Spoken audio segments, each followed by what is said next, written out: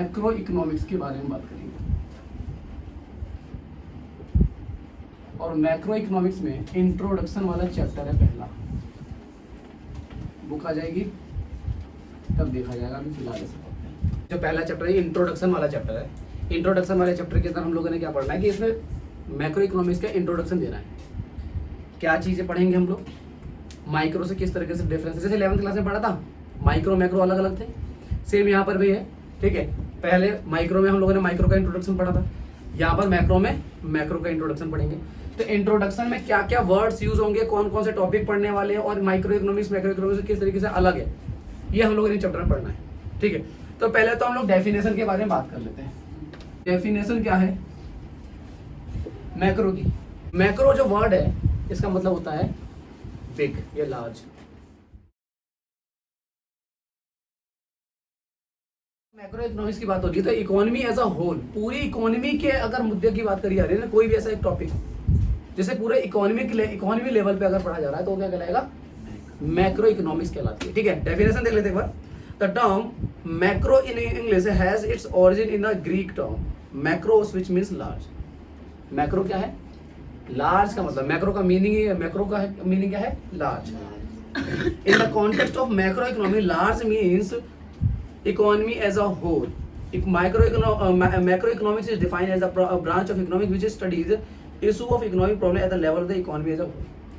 वहां पर हम किसी एक इंडिविजुअल पर्टिकुलर किसी चीज के बारे में बात करते हैं, तो पर यहाँ पे उसी चीज की मतलब नेचर वही होगा, बट हम लोगों का जो लेवल होगा वो पूरा इकोनॉमी के बिहाफ पे होगा। जैसे कि बात करते हैं कि वहाँ पे किसी एक पर्टिकुलर कंज्यूमर की बात करते थे।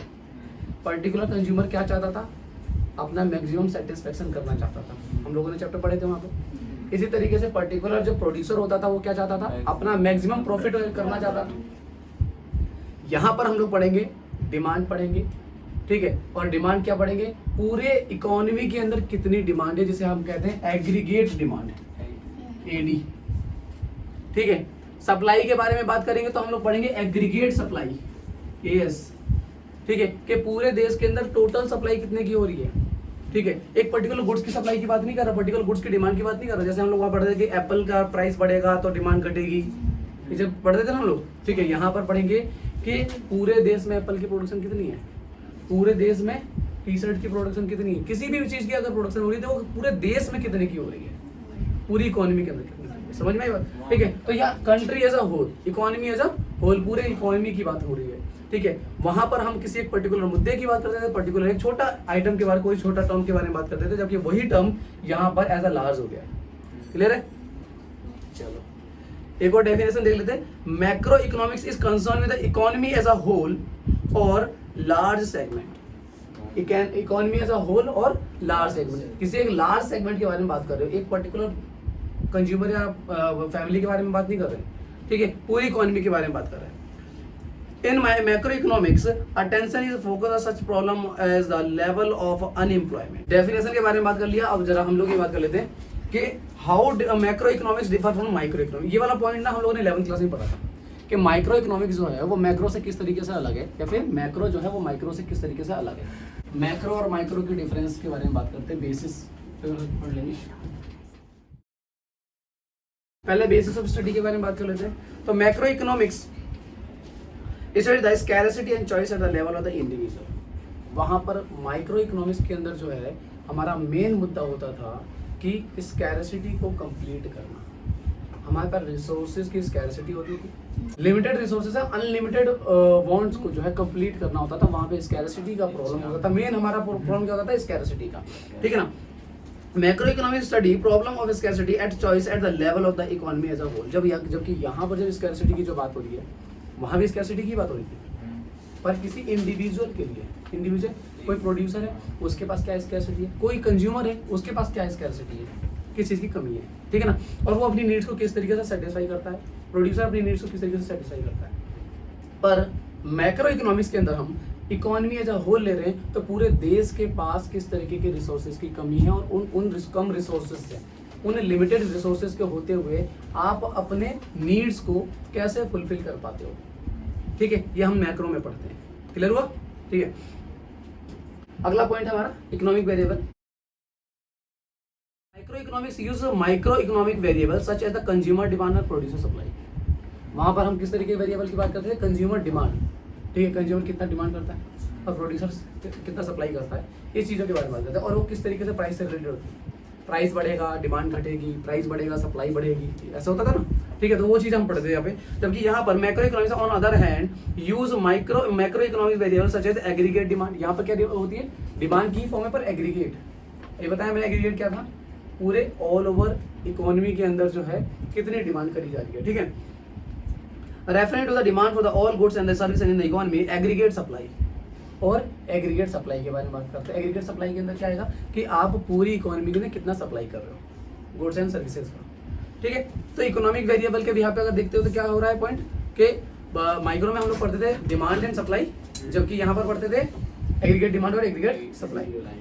इकोनॉमिक एजेंट के बारे में बात करते हैं। इकोनॉमिक एजेंट कौन से हैं? ये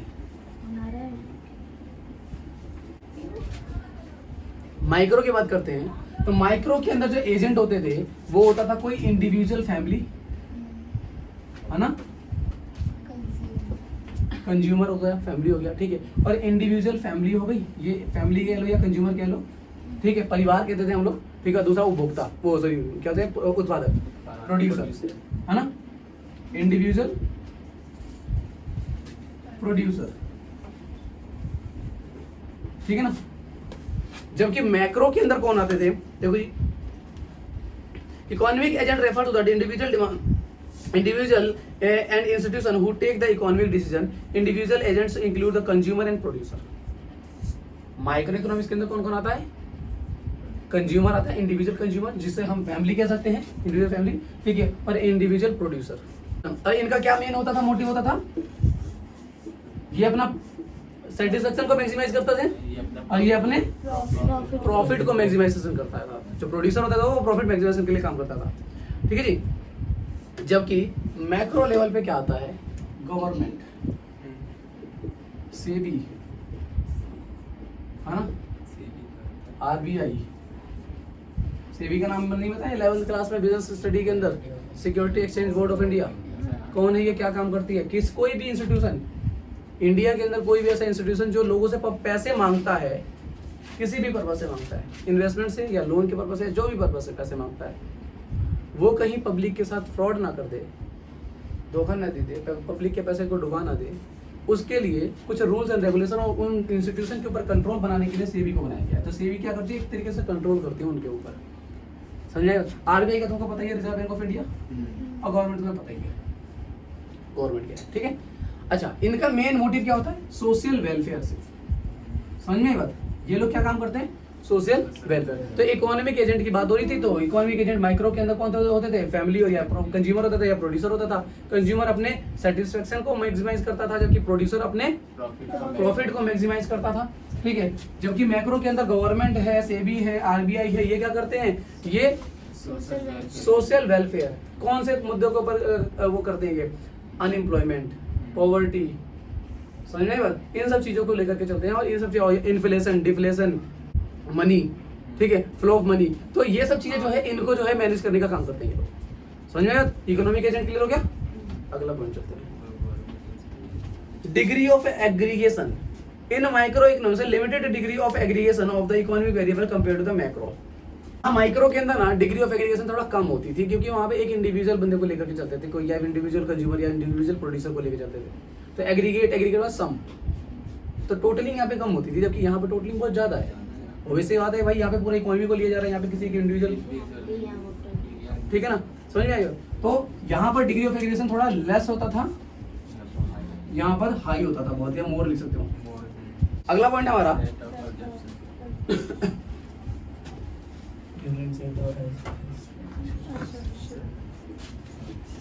डिफरेंट सेट ऑफ,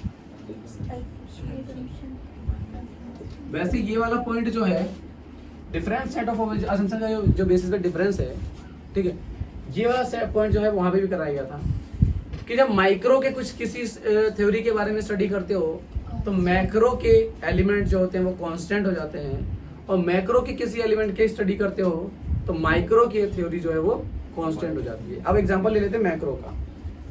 जैसे कि मान के चलिए एग्रीगेट डिमांड की ही बात हो रही है, मैक्रो का एलिमेंट है, एग्रीगेट डिमांड की बात हो रही है।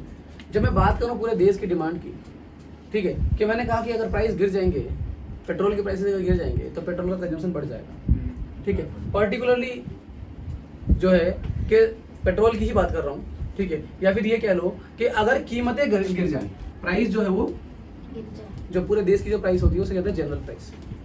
तो अगर जनरल प्राइस अगर गिर जाएगा तो डिमांड बढ़ जाएगी, एग्रीगेट डिमांड पूरे देश की में बढ़ जाएगी, समझ में बात, पूरे देश में बढ़ जाएगी। पर उसमें से मान के चलो कोई ऐसा एक व्यक्ति है, अब योगेश है, वो कह रहा है कि नहीं मैं तो नहीं खर्च करूंगा ज्यादा, मेरे पास पैसे बढ़ भी जाएंगे तभी नहीं खर्च करूंगा, या प्राइस गिर भी जाएंगे तभी मैं नहीं खर्च करूंगा। तो हम एक पर्टिकुलर बंदे को लेकर के नहीं चल रहे हैं, समझ में आई बात। हम इसको ये मान के चल रहे हैं कि ये एकदम बिल्कुल कांस्टेंट है, उन चीजों को हम नोटिस ही नहीं कर रहे, आई बात समझ, ठीक है। तो जब मैक्रो की बात करते हैं तो माइक्रो का एलिमेंट हो गया ना वो एक पर्टिकुलर कंज्यूमर जो है, ठीक है ना, तो उसको जो है हम लोग ये मान लेते हैं कि वो कांस्टेंट है, ठीक है। डिफरेंट सेट ऑफ कंजम्पशन हो गया। सेंट्रल इशू के बारे में बात कर लेते हैं, है ना, 6 पॉइंट है। सेंट्रल इशू जो है माइक्रो के अंदर हमारा ये था कि स्कैरसिटी ऑफ रिसोर्सेज मेन था, कि भाई स्कैरसिटी ऑफ रिसोर्सेज की वजह से क्या होता था कि हम what to produce, how to produce, whom to produce सोचना पड़ जाता था हम लोगों को, समझ में आया। तो वहां पे का ये था मेन रीजन क्या था, वहां पे मेन प्रॉब्लम क्या थी कि रिसोर्स किस तरीके से एलोकेशन करे जाए, समझ में आई बात।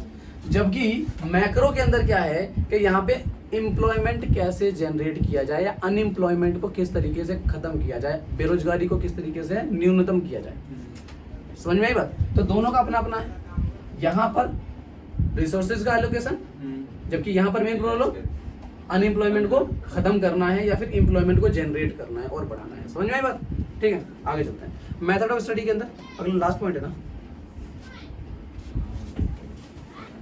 Method of study. Macro economics के अंदर जो है जनरल इक्विलिब्रियम को डिनोट किया जाता है, जनरल अभी बताता हूँ क्या है, ठीक है। जबकि यहाँ पर जो था वो पार्शियल इक्विलिब्रियम कहलाता है,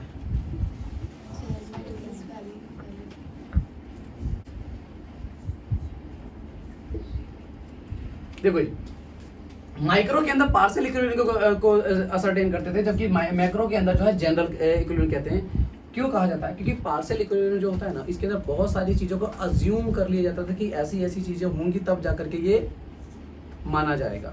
जैसे हम लोगों ने कहा था कि अगर लॉ ऑफ डिमांड के अंदर बात करते थे, या फिर हम कहते थे कि जब कंज्यूमर जो होता है वो कब सेटिस्फेक्शन की फॉर्म में रहता है, मैक्सिमम सेटिस्फेक्शन की फॉर्म में रहता है, ठीक है। तो हर एक इक्विलिब्रियम के जो चैप्टर होते थे हमारे, वहां पे हम लोग कुछ ना कुछ सेट ऑफ अजम्पशन मान करके चलते थे, समझिएगा। तो इसलिए इसे पार्शियल इक्विलिब्रियम कहा जाता था, क्योंकि यहाँ पे पूर्णतः वो चीज जो है सत्य नहीं हो पाती थी।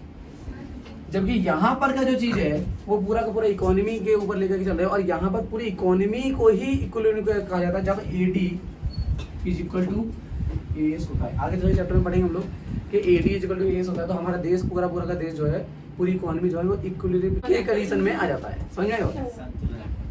Micro macro paradox, what is logical at the micro level may not be logical at the macro level.